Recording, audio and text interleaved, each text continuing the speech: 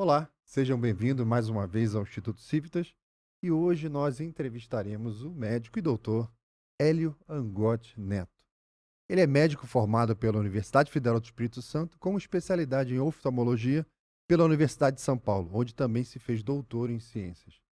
Hoje atua como secretário nacional de Gestão do Trabalho e da Educação na Saúde no Ministério da Saúde e já foi secretário de Ciência, Tecnologia, Inovação e Insumos Estratégicos em Saúde, e também diretor da Gestão da Educação na Saúde, também lá no Ministério da Saúde.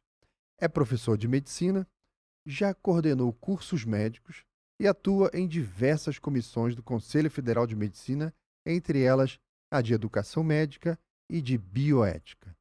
É autor de diversos livros, capítulos de livros e artigos científicos nas áreas de oftalmologia, bioética, humanidades médicas e filosofia. Recentemente, recebeu o grau de Grande Oficial do Mérito Médico pela Presidência da República do Brasil. O que nos constitui como povo? O que nos faz sentir pertencentes a uma comunidade?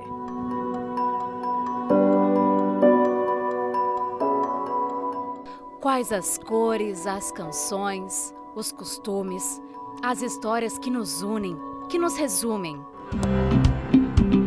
Já parou para pensar quantas coisas na vida que valem a pena preservar?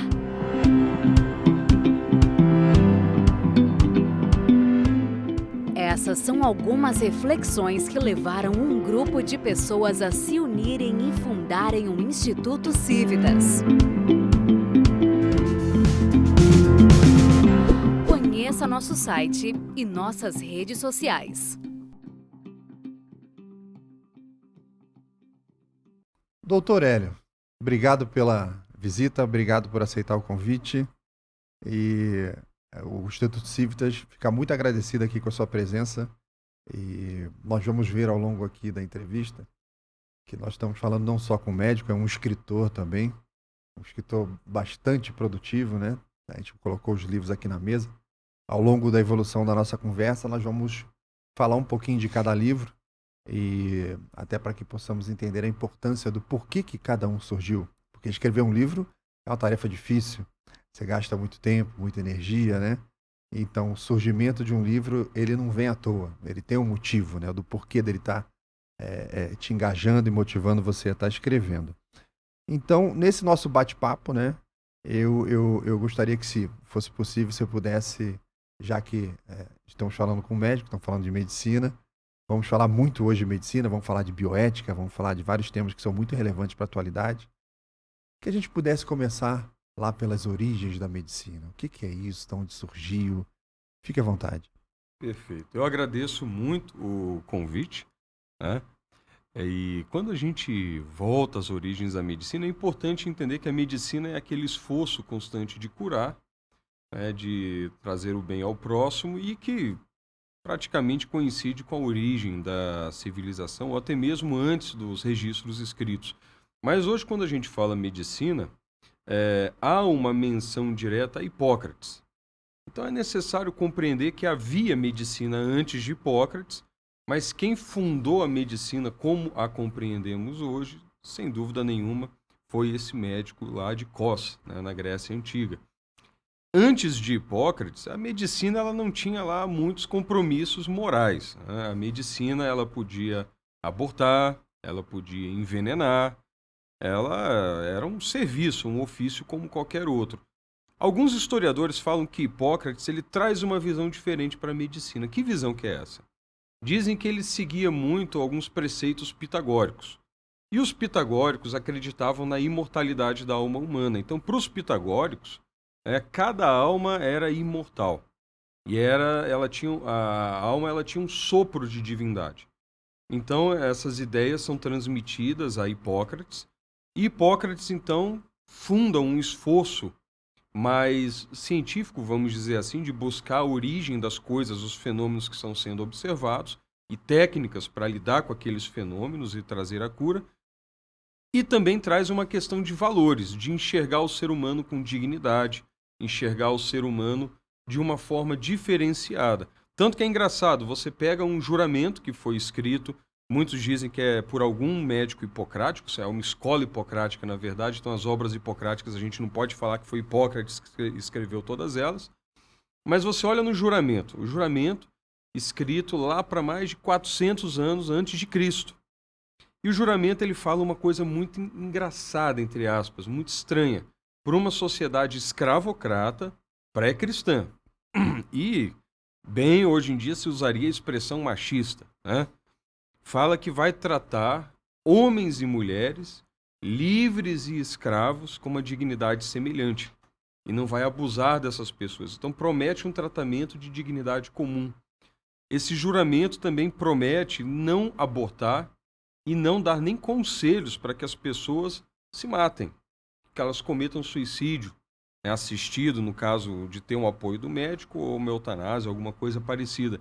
Então, veja bem, um juramento de 400 anos antes de Cristo, reconhecendo o valor da vida humana, a dignidade do ser humano, também com elementos, então, ideológicos que foram, conforme alguns historiadores, como Edelstein, eles foram conquistados pela absorção da cultura pitagórica, e ali você tem uma fundação de uma nova forma de enxergar a medicina, menos religiosa, vamos dizer assim, no sentido de que a medicina se desliga do templo de Esculápio, a prática médica quase religiosa, né? Vamos dizer assim, no passado era até interessante, a pessoa chegava no templo, dormia, tinha um sonho, e quando ela acordava, aquele sonho dava uma dica de como ela tinha que ser curada, né? Não, Hipócrates vai trazer outra forma de raciocínio, vai ver os hábitos de vida, vai observar o ambiente, a epidemiologia, os sintomas, os sinais, e aí vai lançar um diagnóstico, e tudo isso tem sim um anteparo ideológico que é essa valorização da vida humana. Então essas são as origens da medicina que deu certo, da medicina que nos acompanha até hoje, salvando vidas quando não dá para salvar, não dá para curar, aliviando a dor, aliviando o sofrimento, quando não dá para aliviar o sofrimento, consolando a família, consolando o doente, e quando nem o consolo é possível, respeitando. Então, isso tem um marco histórico que foi o surgimento da escola hipocrática. Ou seja, a tradição da medicina surge nesse momento. Surge assim. Sim, é o surgimento da nossa tradição da medicina, que não diria nem ser somente ocidental. É uma tradição que foi absorvida pelo cristianismo, foi absorvida pelo islamismo, teve aportes judaicos, obviamente, também na medicina antiga, né, nos primórdios dessa medicina hipocrática, chegando aqui nas grandes religiões e sendo absorvida pela nossa civilização, enfim. E você tem um livro sobre a tradição. Sim, A Tradição da Medicina é um livro em que eu falo muito do juramento de Hipócrates. Por que falar do juramento hoje, né? Primeiro, pelas razões que eu acabei de falar. É um texto clássico. É um clássico que, inclusive, você lê em 2 minutos, é uma página, né? Mas é um clássico. E foi extremamente distorcido, atacado, eu diria até mesmo corrompido por visões ideológicas mais recentes. Mas esse clássico ele traz uma visão de dignidade humana, de respeito à dignidade humana, que marcou a nossa história e marcou a medicina que a gente até hoje utiliza e que, como eu disse, deu certo. Sobreviveu às intempéries, sobreviveu aos ataques ideológicos e chegou até hoje salvando vidas, aliviando o sofrimento e ajudando muita gente. É interessante essa força da medicina, desse surgimento com essa tradição, e você vê que tem elementos religiosos trazendo a questão da ética, do tratamento humano, na distinção completamente irrelevante se a pessoa é branca, se é negra, se é homem, se é mulher, não interessa, você tem um hóspede ali, que é um paciente, que é a origem da palavra hospital, né, ali com seus hóspedes, e você tem também um livro nesse período, exatamente nesse tempo, que também começa a falar sobre a arte médica. Sim, na verdade, quando eu falo da tradição da medicina e falo do juramento, eu falo da ética baseada em virtudes, né, que é uma ética diferente da deontológica, que é baseada em leis, em regramentos.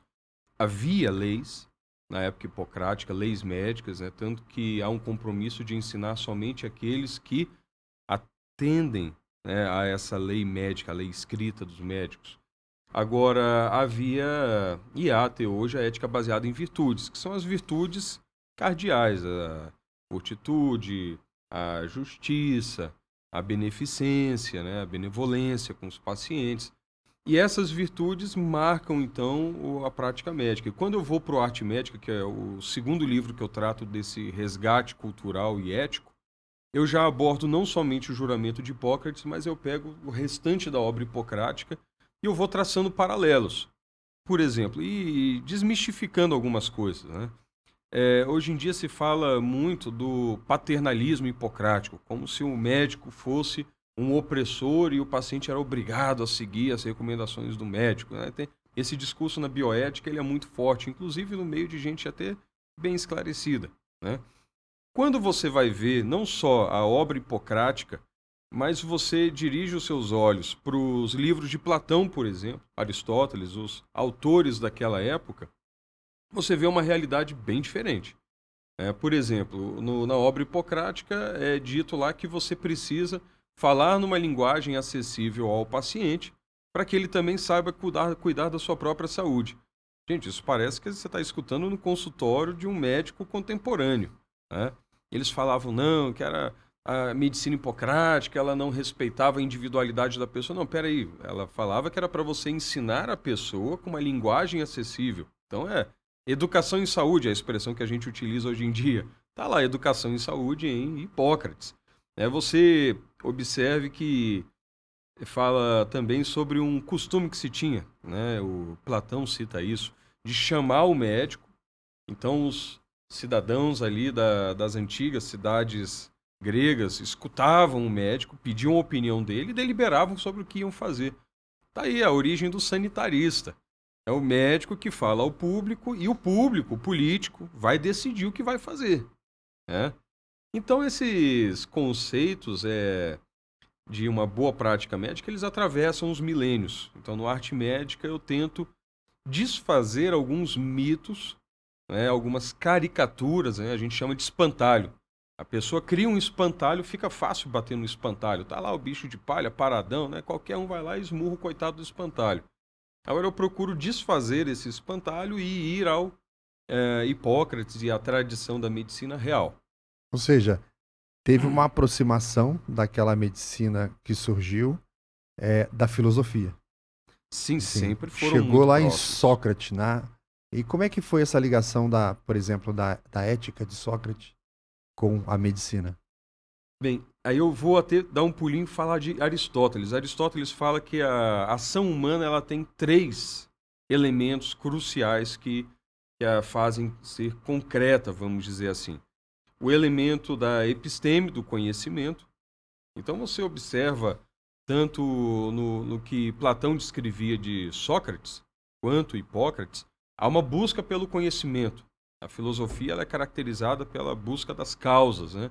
O que fez isso aqui acontecer? O que explica isso? A episteme, o conhecimento. Você tem um segundo elemento da ação humana, que é o elemento técnico. Hoje em dia a gente chamaria de habilidades. Então, o elemento técnico é como fazer alguma coisa. A técnica, a tecne. E você tem o elemento prático, ético, moral, que é o porquê fazer alguma coisa do ponto de vista do que é justo, do que é bom, do que é benéfico, né? Então você junta esses 3 elementos. Esses 3 elementos estão presentes na obra hipocrática. Ela trata de uma argumentação moral, muitas vezes, fala da ética e da etiqueta, né? Fala do conhecimento e fala da técnica. Então ela é bem abrangente e concreta, né? E a ligação dela com Sócrates é justamente porque Sócrates é aquela pessoa que começa a usar a linguagem rigorosa da geometria, né, da busca pelo conhecimento certo, para uma aplicação na reflexão sobre si, sobre sua moralidade, sobre sua ética. Então ele funda a filosofia, o projeto filosófico, como diria o professor Olavo de Carvalho, né? Essa unidade do conhecimento na unidade da consciência, a unidade da consciência na unidade do conhecimento. Vice-versa. Né? Justamente buscando o quê? Se eu sei alguma coisa, eu tenho que aceitar que eu sei aquilo e compreender as repercussões éticas, morais pessoais daquele conhecimento e integrar aquilo à minha vida e ser coerente. Então, essa coerência existencial, eu entendo que é o projeto filosófico, e Hipócrates traz esse discurso, que, olha, médico, bem, é igual uma peça de teatro, ele fala isso numa das obras. Você tem aqueles que ficam lá, vestidos como atores, passeiam no palco, mas são coadjuvantes, e você tem os atores de verdade. E ele fala que a medicina é assim, tem os médicos que vão lá, usam roupa de médico, falam como médico, mas não são médicos. Não tem essa coerência existencial. E aí ele defende a honra da profissão e a necessidade, inclusive, isso há mais de 2000 anos atrás, a necessidade de se punir erros médicos. Porque muitas vezes havia erros ali que eram cometidos e não havia punição, né? E esse era um problema já detectado naquela época, e Hipócrates traz toda essa argumentação bem concreta envolvendo conhecimento, técnica e ética. Perfeito. Então você tem aquela tradição médica que surge lá atrás, e ela vem evoluindo ao longo do tempo. Ela encontra Hipócrates, encontra Sócrates, e mais para frente o cristianismo encontra isso tudo. Sim. É curioso porque, inclusive, tem eu não me recordo agora do Papa que fez isso, mas durante o seu papado é emitida uma forma escrita do juramento conforme pode ser jurado pelos cristãos. E aí ele vai lá e dá uma tirada das referências a Apolo, Higeia, Panaceia, né, Esculápio. Então ele dá uma removida ali e remete diretamente a Deus, né, uma curiosidade histórica. Tem um valor aquela menção de deuses pagãos ali. Você vai ver Pedro lá em Entralgo, por exemplo, ele fala que mencionar um deus pagão para o pagão da antiguidade, vamos dizer assim, né, embora o uso da expressão pagão ali seja um pouco controverso, mas você remete a uma forma de viver a vida e enxergar as coisas. Então, quando alguém se referia a Apolo, era o deus da racionalidade. É o Deus que via à frente do seu tempo, é o Deus do prognóstico. O médico faz prognosticação. Mas, enfim, o cristianismo absorve isso. Ele absorve por quê? Porque o discurso é muito alinhado em termos de valores. Você defende a vida humana, é contra o aborto. Na Didaquê, que é uma das primeiras obras registradas da cristandade primitiva, você tem lá claramente falando, não é para abortar, você não vai matar ninguém, você tem que respeitar a vida da criança. E isso numa sociedade romana, por exemplo, em que o pai podia dispor da vida de um dos seus filhos como se fosse um objeto. Ele poderia matar um filho. Era uma coisa relativamente corriqueira. Mas o cristianismo, ele abraça, esse juramento de Hipócrates, abraça a tradição hipocrática, abraça a medicina judaica também, que era muito próxima da própria religião, e, enfim, integra isso numa forma de medicina que alcança a gente até hoje. Sim, aí surgem os hospitais, Sim. surge, quer dizer, uma evolução desse método, né? Uma evolução quer dizer, é a própria sustentação daquela evolução, né? Porque se no meio do caminho histórico alguém não pegar e levar para uma próxima fase, aquilo vai se perdendo, né? Como se perdeu quando caiu o Império Romano, a medicina teve a sua grande queda, né? Bom, aí após essa sustentação do cristianismo, a gente conhece a evolução da criação dos hospitais, a ordem dos hospitalários, Sim, a coisa sim. vai crescendo, né? Vai tomando uma forma muito parecida do que a gente conhece hoje, mas historicamente falando, nessa linha do tempo, chega depois o modernismo. O modernismo chega de Descartes, né? E aí, como é que foi nesse momento onde houve mais um ponto ali de alteração daquela ordem tradicional? Bem, o modernismo, Laudolino, ele traz para a gente uma grande bifurcação, vamos dizer assim. Alguns autores, se eu não me engano até Wolfgang Smith fala dessa grande bifurcação. E você separa a qualidade da quantidade, vamos dizer assim. E isso afeta muito a medicina. Você começa a observar uma visão mais mecanicista do mundo, né? Uma certa tendência a abstrair das coisas. Então a medicina ela vai assumindo um tom mais positivista, um tom mais materialista, e E isso está na origem, inclusive, de uma visão, hoje, que eu diria mais cientificista, mais materialista, menos respeitosa, inclusive, à realidade da vida humana, que é uma concreção entre elementos físicos, né, materiais, espirituais, enfim, de valor. Então você tem essa tendência de fazer abstrações e fala-se muito então do homem-máquina, né, do fantasma na máquina, separa o espírito do corpo. Isso é uma coisa completamente distoante do cristianismo até então, que via as coisas de uma forma muito concreta. Essa separação mais abrupta, né, mais intensa, diria, da matéria e da forma. O cristianismo ele não prega essa separação desse jeito como o modernismo traz. E isso, é claro, impacta a medicina, traz uma visão dissociada do ser humano. Então, até hoje, o que muito se fala no ambiente da medicina e na busca, né, de um resgate das humanidades médicas, de unir ciência e humanidades, né, é justamente na necessidade de reverter essa tendência e humanizar novamente a medicina sem perder o aporte científico. Tem um autor que é considerado o pai da ética médica contemporânea, Edmund Pellegrino. Ele escreveu muito junto de David Thomasma, que era um filósofo tomista, católico. E Edmund Pellegrino, ele falava da medicina como a mais científica das humanidades e a mais humana das ciências. E realmente essa é a vocação da medicina. Eu entendo que houve um desvio ali ideológico, começaram os desvios ideológicos, talvez mais intensos e que afetem mais os pressupostos sobre os quais a medicina vai trabalhar na modernidade. E essa tendência de cisão entre corpo e alma, ela vai avançando e hoje você vê várias pessoas buscando o resgate de uma visão mais integrada, mais integrativa.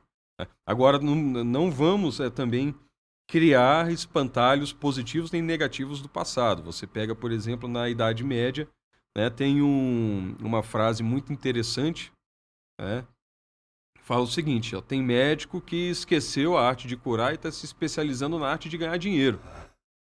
Né? É verdade. Quem que falou isso? Tomás de Aquino. Tomás de Aquino.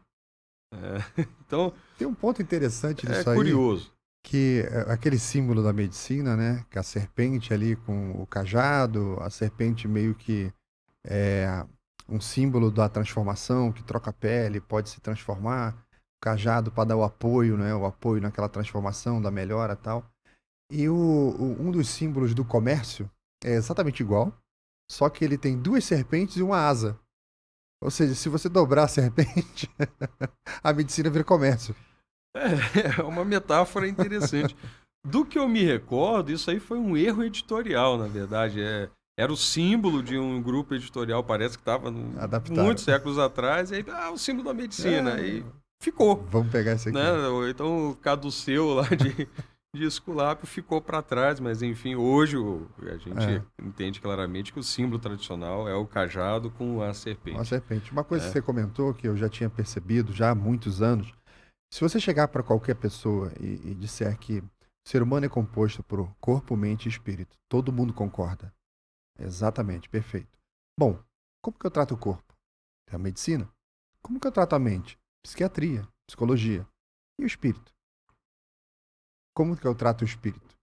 Se eu tenho a divisão dos três, eu tenho doenças nos três. Eu tenho doenças que são do espírito. Então, por isso é que você não consegue desenvolver, por exemplo, um comprimido que cure um assassino. Ele tem uma doença espiritual.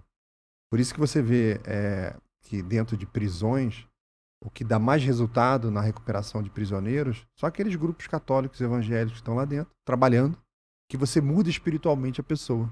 É como você tinha comentado, né? A medicina, por essa questão do mecanicismo, da praticidade, do positivismo, da prática, descartes, observação, método, foi se afastando daquilo que é difícil você comprovar, que é difícil você mensurar, que são as coisas da alma, né? E isso foi muito interessante, isso que você comentou. E também sobre os desvios ideológicos, já que a medicina ficou tão prática, né? Ela acaba virando uma ferramenta. Sim. E virando uma ferramenta, ela passa a ser uma ferramenta de uso das ideologias, como nós vimos N casos aí do nazismo e no comunismo. O que você tem para comentar para a gente sobre esse período tão negro da nossa história? Medicina, ela surge em Hipócrates como uma vocação de vida. Até uma busca, eu poderia dizer, de certa forma, espiritual. O cristianismo integra essa busca, ele absorve isso, ele chama Jesus de um médico dos médicos, ele vê no médico Jesus, ele vê no doente Jesus, né, o Cristo sofrendo, o Cristo que traz conforto. Então você tem essa visão da medicina como uma das formas de plenitude de você viver, né? Seja como médico, seja como doente que recebe a caridade alheia. Então, na cristandade medieval, essa visão fica muito forte, né? E a visão do chamado existencial de ser médico e seguir os passos de Cristo nessa vocação. Agora, quando você chega na modernidade e avança para a época contemporânea, realmente a distorção ideológica, ela transforma a medicina numa técnica. Ela faz essas abstrações, o lado ético sofre, né? Ele se perde, o lado do conhecimento e da técnica fica muito forte, vamos dizer assim. E como um instrumento, ela pode ser utilizada para qualquer coisa. Então, quando você pega, por exemplo, o comunismo ele fez, inclusive, uma alteração do juramento de Hipócrates. Quando você fala que usará a dieta, eles chamavam da terapia da medicina de dieta. Vou usar a dieta para o bem do paciente com o meu melhor juízo. Não, o que o comunismo traz? Em primeiro lugar, promover e defender a revolução. Então, não é mais a medicina para o bem da vida humana. É para o bem de uma classe social e de promover, né, a hegemonia de uma determinada casta ou classe social. Então, no comunismo, é interessante que Khrushchev tem até uma frase que ele transmite bem o espírito da época dele, que é assim, olha, alguém discordar do nosso regime tem que ser muito doido. Essa pessoa tem que ser presa e tem que ser reformulada mesmo. Não, realmente, se a gente para pensar e ver a opressão comunista, discordar daquilo vivendo lá dentro, você tinha que ter uma coragem insana, né? Muitos tiveram, graças a Deus, essa grande coragem e discordaram das barbáries que eram cometidas lá. Mas a medicina se prestou a isso. Então, na União Soviética, na China, ocorreram as lavagens cerebrais, as prisões em asilos psiquiátricos por razões políticas. Né, o sumiço nos inimigos políticos está em tratamento, né? Levava lá para o tratamento, né, para reprogramação, vamos dizer assim. Então a medicina se prestou ao intento revolucionário de certos regimes políticos.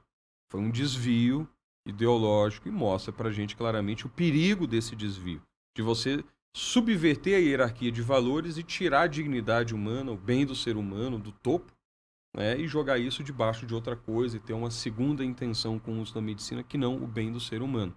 E a manutenção desse bem do ser humano, inevitavelmente, ela está ligada a uma visão espiritual, né, de realidade, uma cosmovisão que valoriza o ser humano. Para valorizar o ser humano, você precisa de uma cosmovisão coerente. O cristianismo é coerente com essa cosmovisão. Quando você tem até um abandono do cristianismo, e a instauração de regimes secularizantes, por exemplo, é claro que você poderia prever a verdadeira desgraça que ia acontecer naqueles povos. Nietzsche conseguiu prever isso, né? Falou do tormento desse parto desse novo ser humano. É claro que ele trazia uma crítica que eu julgo inadequada em outros aspectos. Agora, além do comunismo, teve o nazismo. Então você utilizou a medicina e a pretensa ciência médica, né, para torturar prisioneiros de guerra, fazer experimentos em judeus, em prisioneiros eslavos. Você ali subverteu os valores da medicina e colocou no topo o bem de um determinado regime político que defendia determinada raça, ou noção de raça que eles tinham. A própria raça, né, essa expressão, ela tem uma história, o Eric Voegelin fala disso. Mas, enfim, a medicina, ela esqueceu sua vamos dizer numa linguagem evangélica, esqueceu sua primeira paixão. Esqueceu o amor à vida humana e se permitiu degradar. Então, algumas ideologias atentaram gravemente contra a medicina hipocrática, e o resultado disso a gente viu. Não foram os únicos desvios, mas o resultado, a tragédia que decorre disso, a gente viu. Ao ponto de fazerem vivissecções, você abrir uma pessoa viva para ver como é que ela funciona, você fazer experimentos de congelamento em Dachau, campo de concentração nazista. Eles afundavam prisioneiros nus, vestidos ou com casacos, para ver quanto tempo demorava para eles morrerem de hipotermia. Então são alguns dos vários experimentos. Pegava gêmeos e injetava uma substância tóxica ou uma bactéria em um e no outro não, e observava a diferente evolução dos dois. Então foram coisas horrorosas que foram feitas e que ficaram como um legado para nos ensinar o que acontece quando você esquece a sua vocação original. O Olavo de Carvalho, se eu não me engano, no COF, né, no Seminário de Filosofia dele, aula 91, 92, ele fala sobre a ciência, sobre o que a ciência está devendo para a humanidade, um meia-culpa dos seus erros, porque ela faz de conta que não aconteceu. E que você pega as grandes mortandades que aconteceram na nossa história, tiveram participações de cientistas, de médicos, desde bombardeio de varíola no Japão, na China, pelo Japão na Segunda Guerra, a própria bomba atômica. Você tem uma série de outros inventos que a ciência entrega para as guerras, que matam milhões de pessoas, e evolução científica. Não. Ele comenta muito acertadamente sobre essa ausência desse reconhecimento de que nessas evoluções tiveram participações de muitos cientistas, de muitos médicos, especificamente para matar pessoas, né? Que a ciência tem o seu lado mal, né? Ou seja, a gente vem falando de uma ciência tão bonita, né? De uma medicina que vai evoluindo, de um juramento que já traz um monte de coisas belas, aí encosta na filosofia, aquilo traz um arcabouço teórico, filosófico que fortalece a medicina. Aí vem aquela prática cuidadosa, a evolução, aí encosta no cristianismo, ela vai evoluindo, você cria hospital, vai criando já um método de atendimento, né? E agora ela foi utilizada justamente pelas ideologias, e o que nós estamos falando são dos crimes médicos. São crimes médicos. Sim. Vários crimes foram cometidos. Bem, se título acadêmico fosse bondade, a gente teria pessoas maravilhosas espalhadas no mundo inteiro, em excelentes postos nas universidades. Isso simplesmente é falso. O próprio Joseph Mengele era um médico com doutorado em antropologia. Então, a ciência ela é uma técnica, uma metodologia bem praticada, ela é praticada com ética. Tem até um filósofo judeu chamado Hans Jonas, que fala muito da responsabilidade como um princípio ético a ser seguido, né, com o receio de que uma descoberta ou uma técnica seja utilizada para o mal. Então você tem que ter isso em mente para tentar contornar, né, os riscos, você tentar fazer uma gestão de riscos. Mas a ciência cometeu muitos crimes, sim, inclusive depois da Segunda Guerra Mundial. Tivemos lá o Tribunal de Nuremberg, o julgamento de Nuremberg, crimes nazistas foram julgados. A grande desculpa dos nazistas é eu estava apenas obedecendo ordens. Sim, obedecendo ordens são cometidos os maiores crimes da humanidade. Quando você apaga a sua crítica científica, né, sua crítica filosófica, sua crítica religiosa. Então você obedece, você, enfim, não pode se eximir da culpa de ter obedecido mal, né? Mas mesmo depois daquele julgamento, crimes éticos aconteceram. Então tem vários experimentos, por exemplo, em Tuskegee, no Alabama. Você tinha lá uma cidade, né, na época dos Estados Unidos em que o racismo era muito forte, e você tinha uma grande população de negros naquela cidade e uma incidência, uma prevalência grande de sífilis. Então eles fizeram uma pesquisa, vamos entender como a sífilis funciona, vamos acompanhar essas pessoas com sífilis e observar a sua evolução natural. Só que no meio do caminho descobriram a cura para a sífilis. O que eles fizeram? Não vamos dar a cura para eles. Vamos ver, afinal de contas, não podemos prejudicar a ciência, entre aspas, né? A ciência é descobrir o que a sífilis faz com o organismo humano.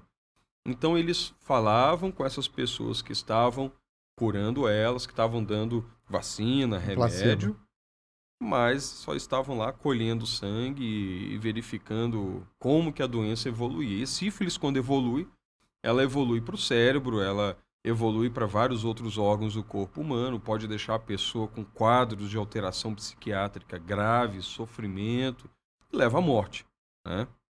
Então, mentir para o paciente, deixar de usar uma terapia adequada, tudo isso entrou em jogo e apareceu como um crime ético em pesquisa e que motivou, inclusive, princípios bioéticos que hoje a gente defende, como beneficência. Se eu vou pesquisar, eu tenho que ter a expectativa de trazer algum bem para o paciente. Não maleficência, eu tenho que evitar o mal o máximo possível. O máximo de bem eu tenho que tentar prover naquela pesquisa.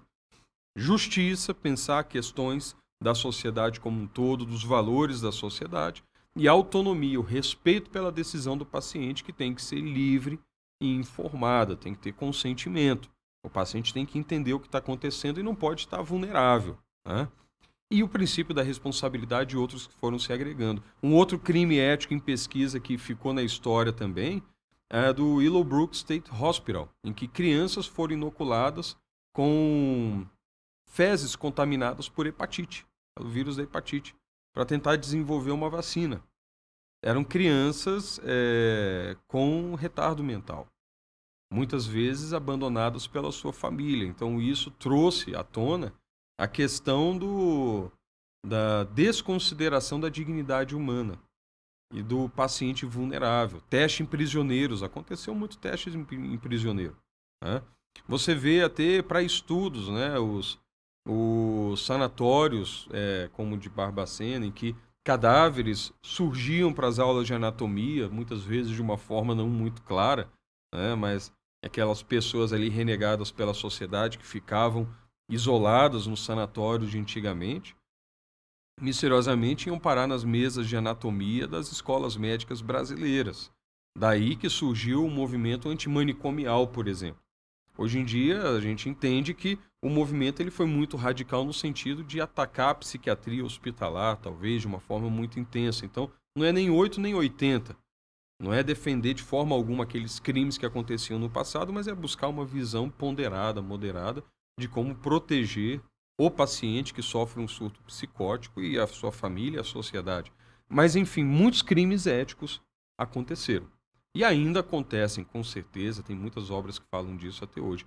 Mas esses crimes éticos foram trazendo à tona necessidades de princípios a serem aplicados nas pesquisas médicas. Parece bem natural, porque como o formando ali de medicina, ele inicia a carreira dele com um juramento. Quando ele pratica um crime, ele está quebrando um juramento. Ou seja, o crime médico primeiramente, um crime ético, né? Sim. Então ele já começa com um problema ético. E através desse monte de problemas que você comentou, que a gente conhece da história, esse problema do sanatório ele é muito importante. É um outro tema que o Olavo fala no Throat Speak, lá atrás, que quando já estava no início dessa luta aí contra os sanatórios, e ele dizia que, olha, vocês não podem fechar os sanatórios, porque só quem teve um louco na família sabe o problema que é você ter um louco dentro de casa. Você leva uma semana para você destruir a família, porque ele não dorme, você tem que esconder as facas, você tem que começar a fazer uma cerca física ali na pessoa, alguém tem que tomar conta. Só que no dia seguinte você tem que trabalhar. As pessoas têm que trabalhar. Como todo mundo sai de casa para trabalhar. Uma semana nessa rotina, a família está completamente esgotada. Então, precisa de quer dizer, a parte humana é você tratar a pessoa, né? Então, você precisa de um local para tratar. Você quiser cuidar do seu corpo, você vai para academia, né? Você quer nadar, você vai num clube. Se você tem um problema do nível que é um problema neurológico, um problema mental, psiquiátrico, você precisa de um centro específico com as suas características. Você não pode, como você disse, 8 ou 80. Não, fecha todos. Tá, mas isso não significa que as pessoas estão sendo cuidadas, né? Então, isso é faz parte também dos problemas éticos médicos, né? Que é quase como um abandono de paciente. Sim, sim. Você está abandonando. É até interessante que estamos conversando aqui no mês de setembro. É um mês em que dedicamos uma atenção muito especial para o suicídio, para a prevenção do suicídio. E quando você, por exemplo, lida com um paciente com depressão grave, depressão profunda, né? E você começa a tratar esse paciente, existe uma coisa que a gente chama de melhora paradoxal. Como que é essa melhora paradoxal? Às vezes o paciente está numa depressão tão profunda que ele não consegue ter vontade para nada. Ele queria abrir mão de sua vida, mas ele realmente não tem vontade para nada. Ele não consegue nem sair da cama, não toma banho, não se defende, não se protege, enfim, ele está ali largado. E ele começa a ser tratado. No início, quando começa a melhorar, o grande perigo é de que ele ganhe aquela vontade de força suficiente para ir lá e se matar. Então, justamente nesse momento, né, algumas semanas ali, o psiquiatra vai saber julgar bem isso, é o momento mais perigoso. Então, muitas vezes, a contenção do paciente não é só para que ele não mate alguém, mas até para que ele não se machuque, para Não que tem ele os meios para... não cometa o suicídio, né? Em alguns surtos muito graves. Então, sim, cuidar envolve muitas vezes você, inclusive, levar o bem que o paciente não sabe que é bom para ele naquele momento em que a consciência dele se encontra alterada. Aí vem o paternalismo. Quando o paternalismo ele é bem feito, ele respeita ao máximo a autonomia do paciente, mas ele não permite que o paciente perca sua vida no momento de perda de sua autonomia. Ele protege a vida do paciente. Existe um paternalismo que nós chamaríamos de forte, que seria um paternalismo antiético que desrespeita as opções do paciente e impõe a vontade do médico. Isso, é claro, tem profundos impactos éticos negativos, leva a equívocos, mas um paternalismo aceitável seria esse, que protege a vida do paciente nos momentos em que a consciência fraqueja. Ou seja, a bioética surge para dar toda essa camada de proteção e a gente vê ao longo do tempo que corromperam a bioética. Aí surge um neologismo que você criou, que é a desbioética, a desbioética, né? A desbioética, vem de sofrido, doloroso, né? De errado. E bios, vida, ética, né? A ética da vida, mas a desbioética seria a distorção dessa ética. E sim, a bioética ela surge com força lá na década de 70, né? como uma disciplina a ser estudada, uma área de pesquisa, e ela vem como um questionamento da autoridade, que era exercida de forma indevida. A gente viu ali comunismo, nazismo e vários crimes científicos que, sem dúvida nenhuma, são feitos pela intermediação da autoridade médica, da autoridade da tecnocracia, né? E tecnocrática. E a bioética ela vem para fazer um questionamento e buscar princípios de ação, para você ter uma pesquisa bem feita, uma pesquisa que respeite a dignidade humana, uma medicina bem praticada. Entra aí a bioética clínica. A bioética tem questões de ecologia, proteção do ambiente, como o ser humano lida com a biosfera, mas a bioética, infelizmente, no seu afã de questionar, e isso é saudável, desde que feito com competência ética, científica, intelectual, mas no seu afã de questionar, ela pôde ser instrumentalizada para buscar certos avanços, entre aspas, como legalizar o aborto, defender a eutanásia, o homicídio assistido, né? O suicídio assistido, não o homicídio, enfim. E ali eu observo que a bioética ela se prestou a ser um instrumento, muitas vezes, há várias escolas de bioética, tem bioética católica, islâmica, protestante de vários ramos, mas a bioética ela se prestou a ser um instrumento de destruição e questionamento da ética hipocrática, de defesa intransigente da vida humana, né? Então essa bioética ela se tornou um tipo de desbioética, em que você tem a mobilização de membros da academia, da universidade, das profissões de saúde, atentando contra o juramento de Hipócrates, contra a ética hipocrática, contra a defesa da vida, e, claro, com justificativas racionalizáveis, muito interessantes, acadêmicas, mas que vão levar a problemas. E muitas vezes isso é visto como um avanço. E o que é interessante, a gente começou nossa conversa falando lá de Hipócrates, quando na verdade é um retrocesso, a barbárie pré-hipocrática. Anterior, né? Quando as pessoas hoje defendem a ideia do o aborto é um direito humano, o direito de sacrificar seres humanos é um direito humano, né? Vá lidar com essa contradição. Eu não sei como você lida com isso. Para mim não é aceitável, né? Mas quando alguém defende o aborto, essa pessoa está defendendo um regresso à época em que se jogava crianças deficientes ou deformadas de cima de morros, para que a criança morresse, que se abortava por razões estéticas. Aulus Gellius, numa obra romana antiga, ele descrevia como que mulheres abortavam, normalmente prostitutas abortavam, se agredindo fisicamente para expelir o feto, né? Então, assim, essa é uma visão pré-hipocrática, pré-cristã, bárbara, né? Antiga, ultrapassada. A grande evolução da medicina foi a ética hipocrática, que trouxe a valorização da vida humana. Então, hoje, quando a bioética ela vem defender isso, ela defende um regresso e um desprezo das conquistas valorativas, das conquistas morais e éticas das nossas civilizações. Eu vou até falar no plural aí, porque não é só a civilização cristã ocidental. Outras civilizações beberam dessa fonte. Então, a desbioética também traz, além desse atentado contra a ética hipocrática, contra a dignidade da vida humana, a defesa da vida humana, ela traz também um certo tom de, como eu poderia dizer, superioridade. Ela prega, na sua superfície, uma disposição em conversar, em dialogar, politicamente correto, né? Empatia. Vamos aqui ter empatia, dialogar, falar da visão do próximo. Mas é interessante quando alguém põe uma visão hipocrática, e tem até um artigo no livro Ética e Covid que eu falo, né, de uma crítica que foi dirigida a mim por uma bioeticista, que ela fala que eu estava na contramão da bioética.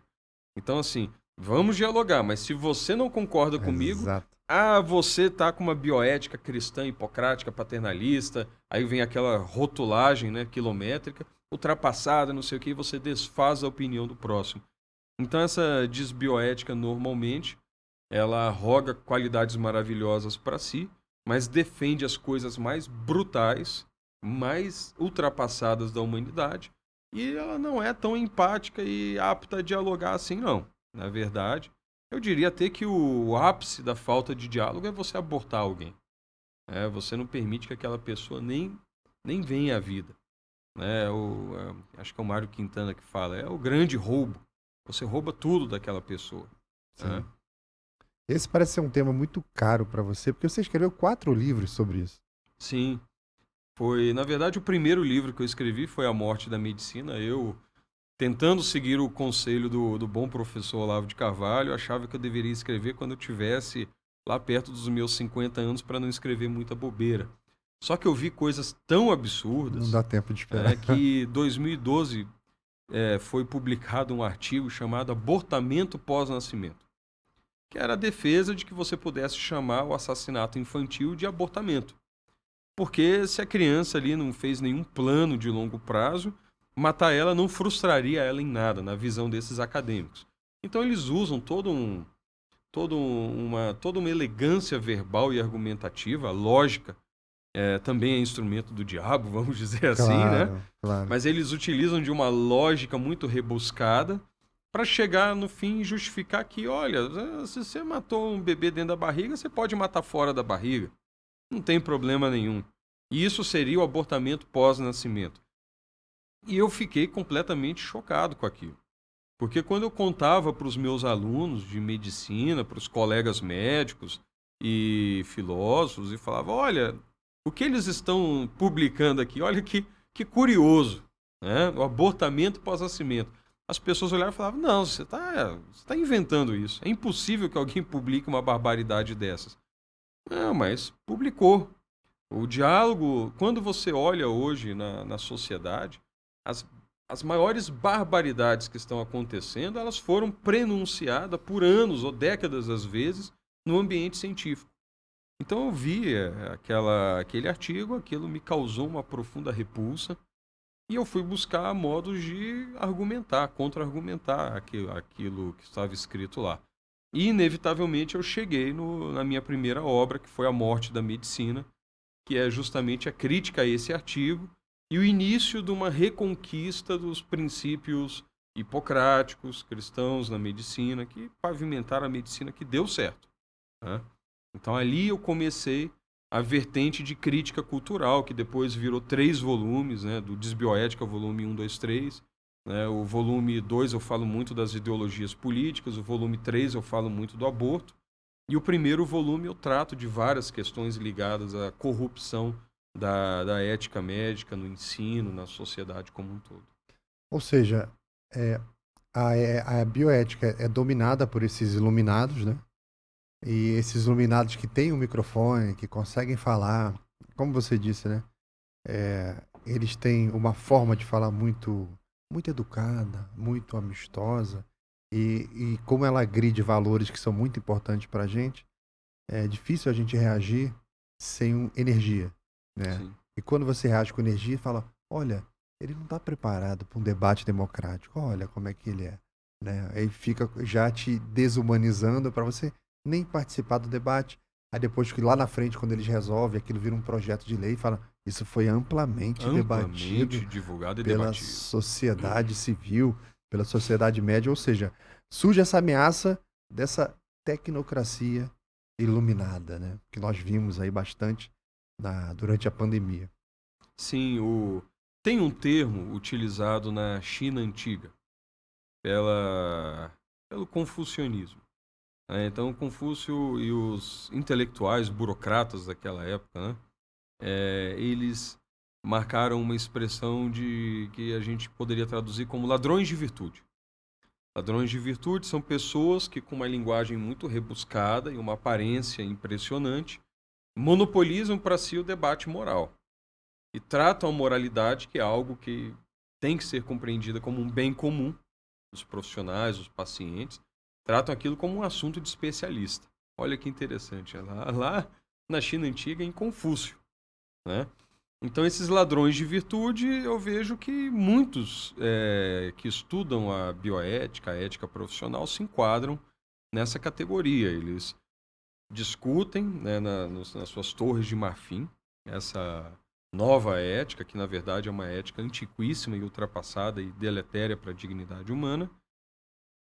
E nas suas cátedras e nas suas torres de marfim avançam discussões que, quando a gente traz à tona e expõe, como eu fiz na Morte da Medicina e outros artigos, chocam, né? Mas o que temos que entender é isso. Quando falamos de ética médica, de bioética, ética em enfermagem, ética em fisioterapia, falamos de uma forma de comportamento que vai impactar diretamente na nossa vida, na vida das nossas famílias, na proteção de nossa vida e de como a gente se enxerga como ser humano. Então, isso não é um debate que deve ficar restrito, de fato, às torres de marfim, dos ladrões de virtude, né? Não é o burocrata que nunca encostou num paciente, que nunca assumiu a responsabilidade sobre si de dar um medicamento na mão do paciente e ter que responder pela vida ou pela morte daquele paciente, pela saúde ou pela doença daquele paciente. E a ética médica deixa claro, a responsabilidade do médico é intransferível. Não pode, o paciente que pediu, não. Se você deu o remédio, é sua responsabilidade. Mas então você transfere a discussão da ética da mão de médicos e pacientes e suas famílias para a mão de burocratas iluminados. Então, isso seria o fenômeno do ladrão de virtude. E a desbioética, ela assume essa postura de tecnocracia, né? Kratos, poder, tecnos, a técnica, né? O domínio daquele que domina a técnica, ou pelo menos que manda o que os técnicos devem fazer, né? Aí vem a figura do burocrata, de fato, iluminado.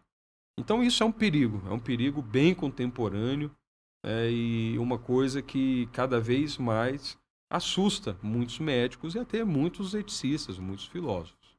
A gente viu lá agora durante a pandemia que o cajado ali e a serpente da medicina, é, surgiram novas serpentes e a coisa ficou muito comercial, né? Você está vendo que pessoas estavam defendendo posições de laboratórios financiando pesquisa, que impressionante, né? Eles sempre dão o resultado que o laboratório esperava que desse, né?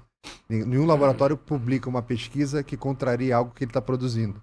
Raríssimo, raríssimo. Isso é o que a gente chama, inclusive, na medicina baseada em evidências, de viés de publicação. Você observa que há uma tendência muito grande de publicar somente resultados positivos, e você consegue registrar um medicamento quando você tem 2 experimentos positivos publicados, você registra. Ah, mas tem 8 negativos. Não, mas eu publiquei os 2 positivos, então está registrado. Então é claro que toda crise ela traz à tona oportunidades. E é claro que as oportunidades no campo da saúde, elas envolvem conflitos de interesses com as indústrias farmacêuticas, com grandes grupos. E quando você vai registrar um medicamento, é um empreendimento multimilionário. É um paciente, R$ 50.000 para ingressar num protocolo, ou até mais às vezes. Vai de 50 a mais de R$ 200.000, dependendo da complexidade da pesquisa. Um paciente, às vezes, para validar um medicamento, você precisa de 1.000 pacientes. Então, são cifras brutais, né? Então, realmente, há conflitos de interesse. Quando você pega, por exemplo, o negócio das vacinas, eu não vou entrar aqui, não estou entrando no mérito se vacina funciona, não funciona, não estou falando disso. Mas eu estou falando da realidade econômica posta. É um mercado de centenas e centenas de bilhões de dólares, né? Você está vacinando o planeta Terra, praticamente. Então, são cifras inimagináveis para um cidadão, até mesmo de boas posses. E você teve uma situação muito curiosa em que nações e líderes de nações foram postos de joelho, né, ajoelhados na frente de grandes laboratórios que falaram: olha, eu te vendo minha vacina, mas você assume a responsabilidade sobre ela. Se alguém morrer, se alguém tiver algum problema, a responsabilidade é sua, não é minha mais. Em paralelo, Né? a imprensa A imprensa, é claro, forçando. genocida, não compra a vacina. E é óbvio, quem não se dobrasse ao interesse das grandes indústrias farmacêuticas receberia os piores rótulos possíveis e correria o risco, inclusive, de ser destruído, ter sua vida completamente destruída e prejudicar o seu país de várias formas. Então é um cenário curioso. Eu começo a abordar um pouco desse cenário até no livro Ética e Covid, em que esse cenário de medo, o medo nunca foi um bom conselheiro, mas esse cenário de medo, de pavor, né, de alimentar esse medo existencial, ele gerou sérias ameaças à liberdade, ameaças políticas, à consciência humana, a supressão da discordância, a supressão do diálogo, a supressão de narrativas que contrariam uma narrativa pretensamente oficial de determinadas elites. E você teve ameaças à própria ciência, porque quando a ciência é instrumentalizada e politizada, ela mata, ela faz coisa errada. E você teve, então, ameaças à credibilidade científica. Então, a pandemia trouxe isso. Infelizmente, numa crise em que nós ansiávamos por ver todo mundo junto, enfrentando uma crise, encontrando aí uma superação, uma oportunidade de se mostrar como um povo, por exemplo, no Brasil, um povo unido, contra um desafio em comum. Não vamos personalizar um vírus, ele não é nem bom nem mal, nem inimigo nem nada, mas ele é uma ameaça para nós e, nesse ponto de vista, é péssimo para a gente. Mas ele é um desafio, e como tantos outros que aconteceram na história, mas justamente nesse momento mais crítico que nós observamos foram conflitos de interesses, foram oportunidades políticas de agredir, por exemplo, o governo federal do Brasil e distorcer tudo que se fazia ali. Né? Tem episódios muito interessantes, desviando um pouquinho do assunto. Eu lembro do consórcio da mídia. Você já ouviu falar do consórcio da mídia, que falava os números de mortos? Foi até interessante porque numa reunião da comissão intergestores tripartite, né, que gere o SUS, um secretário estadual de saúde, inclusive, falou que ele pegava os dados do DataSUS do Ministério da Saúde e transferia para o consórcio de mídia. A mídia, já que o Ministério não informa ninguém, a gente está informando. Quer dizer, uma distorção total do cenário, lamentável. E no momento de maior crise, nós perdemos excelentes oportunidades de fazer o máximo de bem que poderíamos ter feito. Mas a gente também não pode ficar tão pessimista. Teve muita gente que se dedicou, que enfrentou essa maré e tentou continuar fazendo o melhor possível, apesar da situação de incerteza, insegurança, de medo que assolou aí o planeta Terra inteiro praticamente. Eu tive Covid, eu tive em hospital, eu tive acompanhando durante, e é bonito você ver. Você chega no hospital, os enfermeiros, o pessoal trabalhando ali dedicado, né? Tendo contato com gente contaminada o dia inteiro, mas está ali firme, trabalhando. Isso é muito bonito. A gente viu durante a pandemia muitos médicos que encararam de frente não só o desafio da medicina, mas o próprio desafio ético. Sim. Nós vimos isso aí, N exemplos de médicos que foram cancelados porque queriam exercer a medicina, uma medicina tradicional e não a nova que estava surgindo da opinião de um repórter, de como um blogueiro disse que deveria ser feito, e aquilo tem sua repercussão, né? Essas opiniões custam caro. Sim. Normalmente são muito bem pagas, né? E, enfim, muitos heróis se mostraram nessa pandemia e arriscaram suas vidas, inclusive, lidando com uma doença desconhecida que poderia reagir de uma forma imprevisível no seu organismo. Suas famílias também estavam em risco, uma vez que eles iam para o hospital atender alguém, poderiam trazer o vírus para casa, para suas famílias, mas as vocações das profissões de saúde sempre guardaram esse risco. Sempre o bem do próximo motivou uma ação, inclusive, ao risco da própria vida. Toda vez que a gente entra no centro cirúrgico e opera um paciente com uma hepatite, um HIV, a gente pode ser contaminado. Toda vez que a gente entra numa enfermaria de isolamento para tratar de um paciente com tuberculose bacilífero, a gente pode pegar tuberculose. Dependendo do nosso organismo, a gente não sobrevive.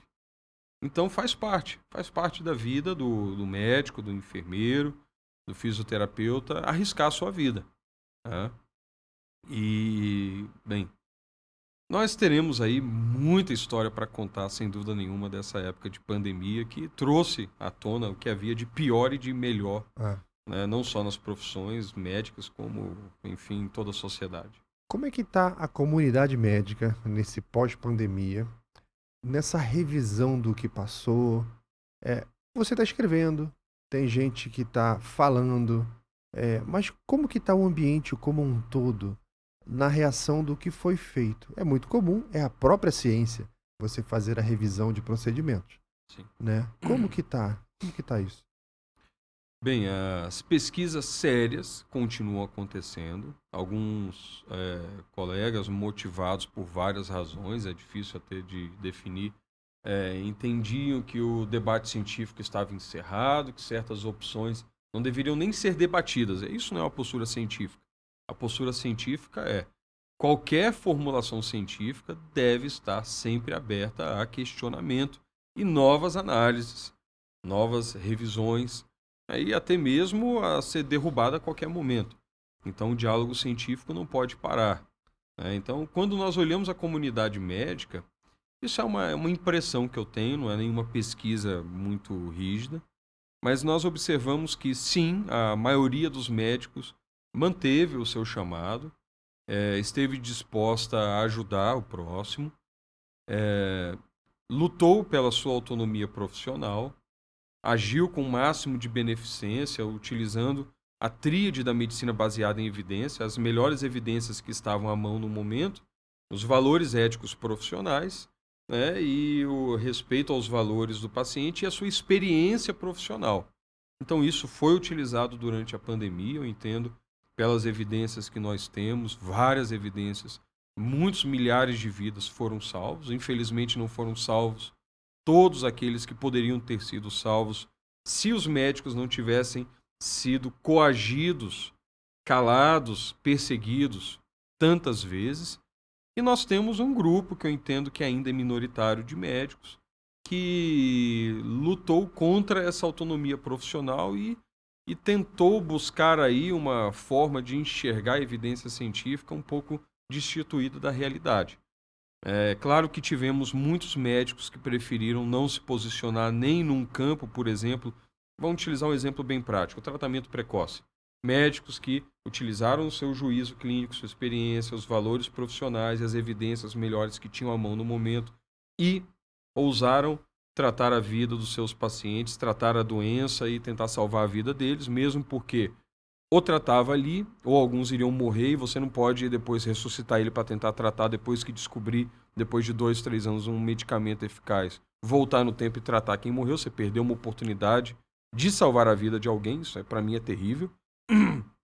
E aquelas pessoas que atacaram o tratamento precoce porque não tem a evidência máxima, não tem um ensaio clínico duplo cego, randomizado, mascarado, controlado, aquela coisa toda, né? Que é um estudo, um nível de evidência que você só tem para 15% de tudo que a medicina faz, inclusive para doenças antigas. Então, assim, teve uma ruptura na classe médica e um meio ali que preferiu não se manifestar para não ser atacado, nem por um lado nem por outro. Então eu entendo que a maioria optou por manter a sua autonomia profissional e tentar utilizar as melhores ferramentas que tinham à mão no momento. No momento.